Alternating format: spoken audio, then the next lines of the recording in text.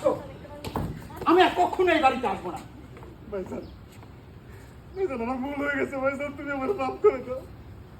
আপনার লোকে কেউ এমন করে কথা কয় না কোনোদিন ভাইজান, এর লেগে আমি এরকম করতে ভাইজান, তুমি আমার মাফ করো, তুমি বাড়ি ছেড়ে যাও না ভাইজান। এই তুই হাত ছাড়, ছাড় বলছি আমাকে। ভাইজান তোমার ভাই নয় ভাইজান, তুমি যাও না ভাইজান, তোমার তুই যে একটা বেয়াদব সেটা আমি জানতাম, কিন্তু এতটা বেয়াদব সেটা আমার কখনো জানা ছিল না। ছাড়। ও ভাবি, ও আচ্ছা। ভাবি, ভাবি না ভাইজান, ও ভাবি, ছাড় বলছি। আচ্ছা। ও ভাবি, ভাবি না, এই আসো। ভাই রে, ও ভাই।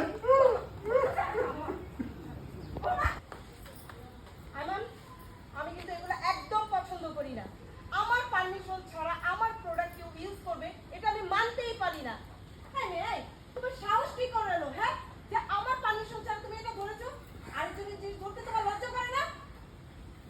মা এমন করে কইতাছে ও তোমার মাইয়ার মতো, আমি নিজেই আর এটা মানতে দিছি। কেন বলেছেন আম্মা?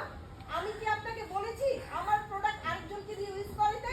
হ্যাঁ, আমি আরেকজনের ইউজ করা প্রোডাক্ট ইউজ করি না, এটা এখন ফেলে দিতে হবে। আমার মানুষকে এত অবহেলা করতে নাই। আমাকে গেলাম তো, আমি শুনলাম না। এই তুই খেলতেছিস খেলতে,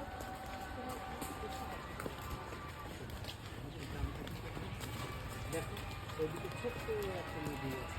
তুই যদি এমন করে আস্তে আস্তে গাড়ি চালাস, আমি তো মনে করবো আমরা ভাত খাই না, আমার গ্রাম কেমন দুর্বল। ভাবি আমার গ্রামটা কেমন সুন্দর না?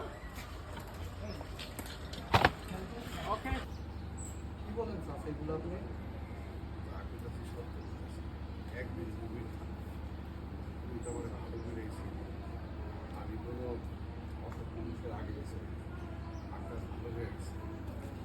সত্যি তুমি ভালো হয়ে গেছো? খাদিজা বলতেছে কষ্ট করে টাকা উপার্জন করছো, এই কথা শুনে তো আমার অনেক খুশি লাগতেছে। আকাশ মাথা নাড়াইলো, পরিবর্তন, আব্বু তুমি সত্যি ভালো হয়ে গেছো?